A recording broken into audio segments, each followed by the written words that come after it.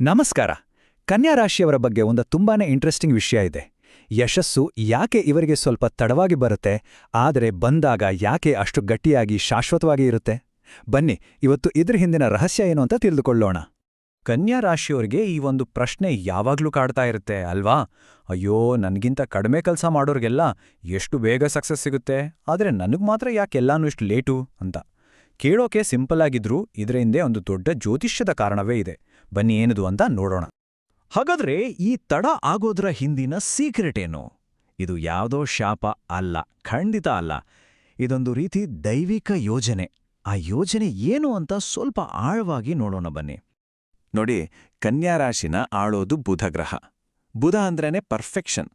ಹಾಗಾಗಿ ಕನ್ಯಾ ರಾಶಿಯವರಿಗೆ ಯಾವುದೇ ಕೆಲಸ ಕೊಟ್ರೂ ಅದನ್ನ 100% ಪರ್ಫೆಕ್ಟ್ ಆಗಿ ಒಂದು ಚೂರು ತಪ್ಪಿಲ್ದ ಹಾಗೆ ಮಾಡಬೇಕು ಅನ್ನೋ ಹಠ ಇರುತ್ತೆ. ಅಂದ್ಮೇಲೆ ಪರಿಪೂರ್ಣತೆಗೆ ಸಮಯ ಬೇಕೇ ಬೇಕಲ್ವಾ? ಇದನ್ನ ಅರ್ಥ ಮಾಡ್ಕೊಳ್ಳಕ್ಕೆ ಒಂದು ಒಳ್ಳೆ ಉದಾಹರಣೆ ಇದೆ. ಒಂದು ಕಡೆ ಗಸಗಸೆ ಗಿಡ, ಇನ್ನೊಂದು ಕಡೆ ಆಲದ ಮರ. ಗಸಗಸೆ ಗಿಡ ಪಟ್ಟಂತ ಬೆಳೆದುಬಿಡುತ್ತೆ, ಆದರೆ ಅದರ ಬೇರ್ಗಳು ತುಂಬಾನೇ ವೀಕ್, ಆದರೆ ಲೈಫು ತುಂಬ ಕಡಿಮೆ. ಆದರೆ ಆಲದ ಮರ ನೋಡಿ, ಅದು ಬೆಳೆಯೋಕ್ಕೆ ತುಂಬ ಸಮಯ ತಗೊಳ್ಳುತ್ತೆ. ಆದರೆ ಒಮ್ಮೆ ಬೆಳೆದ ಮೇಲೆ ಅದರ ಬೇರುಗಳು ಎಷ್ಟು ಆಳ, ಎಷ್ಟು ಬಲವಾಗಿರುತ್ತೆ ಅಂದರೆ ಅದು 100 ವರ್ಷ ಗಟ್ಟಿಯಾಗಿ ನಿಲ್ಲುತ್ತೆ. ಕನ್ಯಾ ರಾಶಿಯವರ ಯಶಸ್ಸು ಕೂಡ ಆ ಆಲದ ಮರದ ಥರ. ಹಾಗಾದ್ರೆ ಇಂತಹ ಒಂದು ಸ್ಟ್ರಾಂಗ್ ಫೌಂಡೇಶನ್ ಹೇಗೆ ಬೀಳುತ್ತೆ?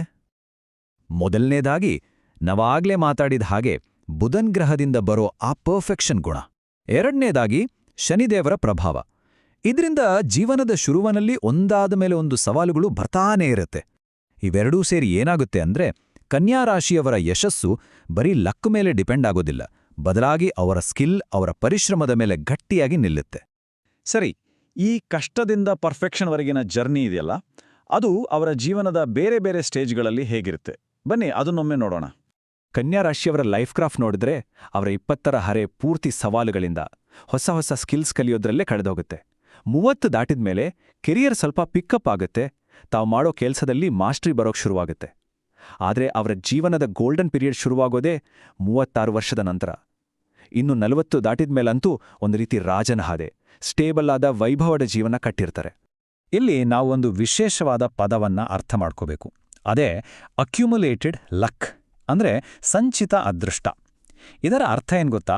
ಕನ್ಯಾ ರಾಶಿಯವರಿಗೆ ಸಿಗೋ ಸಕ್ಸಸ್ ಏನೋ ದಿಢೀರಂತ ಹೊಡೆದ ಲಾಟ್ರಿ ಅಲ್ಲ, ಬದಲಿಗೆ ಅದು ವರ್ಷಾನುಗಟ್ಲೆ ಪಟ್ಟ ಕಷ್ಟ, ಶಿಸ್ತು, ಕಲಿತ ವಿದ್ಯೆ, ಇವೆಲ್ಲದರ ಒಟ್ಟು ಮೊತ್ತ. ಇದು ಸಂಪಾದನೆ ಮಾಡಿದ ಅದೃಷ್ಟ, ಸುಲಭವಾಗಿ ಸಿಕ್ಕಿದ್ದಲ್ಲ. ಹಾಗಾದ್ರೆ ಆ ಗೋಲ್ಡನ್ ಟೈಮ್ ಬರೋದು ಯಾವಾಗ? ಜೀವನಕ್ಕೆ ಒಂದು ದೊಡ್ಡ ಟರ್ನಿಂಗ್ ಪಾಯಿಂಟ್ ಸಿಗುತ್ತಲ್ಲ, ಅದು ಯಾವ ವಯಸ್ಸಲ್ಲಿ? ಆ ಮ್ಯಾಜಿಕಲ್ ನಂಬರ್ 36. ಹೌದು, 36. ಜ್ಯೋತಿಷ್ಯಶಾಸ್ತ್ರದ ಪ್ರಕಾರ 36ನೇ ವಯಸ್ಸಿಗೆ ಶನಿ ಗ್ರಹ ಪಕ್ವವಾಗುತ್ತೆ, ಗುರುವಿನ ಶುಭದೃಷ್ಟಿ ಕೂಡ ಬೀಳುತ್ತೆ. ಆಗ ಏನಾಗುತ್ತೆ ಅಂದ್ರೆ, ಅಲ್ಲಿವರೆಗೂ ಪಟ್ಟಿದ್ದೆಲ್ಲ ಕಷ್ಟ, ಮಾಡಿದ್ದೆಲ್ಲ ಹಾರ್ಡ್ ವರ್ಕ್ ಒಂದ್ ರೀತಿ ಇನ್ವೆಸ್ಟ್ಮೆಂಟ್ ತರಹ ಕೆಲಸ ಮಾಡಕ್ ಶುರುವಾಗುತ್ತೆ. ಆ ಹಂತದಲ್ಲೇ ಅವರ ಸುವರ್ಣ ಯುಗದ ಬಾಗಿಲು ತೆರೆಯೋದು. ಈ ಚಾರ್ಟ್ ನೋಡಿ, ಎಷ್ಟು ಕ್ಲಿಯರ್ ಆಗಿದೆ ಅಲ್ವಾ? 40 ವರ್ಷ ದಾಟಿದ್ಮೇಲೆ ಕನ್ಯಾ ರಾಶಿಯವರು ಒಂದು ವೈಭವದ, ನೆಮ್ಮದಿಯ ಜೀವನ ನಡೆಸೋ ಚಾನ್ಸಸ್ 90% ಇದೆ ಅಂತ ತೋರಿಸುತ್ತೆ. ಇದು ಬೇರೆ ರಾಶಿಗಳ ಸರಾಸರಿಗೆ ಹೋಲಿಸಿದ್ರೆ ತುಂಬಾನೇ ಹೆಚ್ಚು. ಇದೇ ನೋಡಿ ಅವರ ದಶಕಗಳ ಪರಿಶ್ರಮಕ್ಕೆ ಸಿಗೋ ಅಸಲಿ ಪ್ರತಿಫಲ. ಸರಿ, ಈಗ ಈ ಮಾತುಕತೆಯ ಕೊನೆಯ ಆದ್ರೆ ತುಂಬಾನೇ ಇಂಪಾರ್ಟೆಂಟ್ ಭಾಗಕ್ಕೆ ಬಂದಿದ್ದೇವೆ.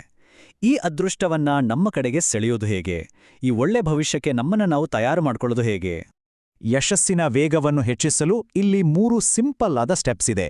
ಮೊದಲನೇದು ತಾಳ್ಮೆ. ನಾನು ನಡೆಯುತ್ತಿರೋ ದಾರಿ ಸರಿಯಿದೆ ಅನ್ನೋ ನಂಬಿಕೆ ಇರ್ಲಿ, ಅವಸರ ಬೇಡ.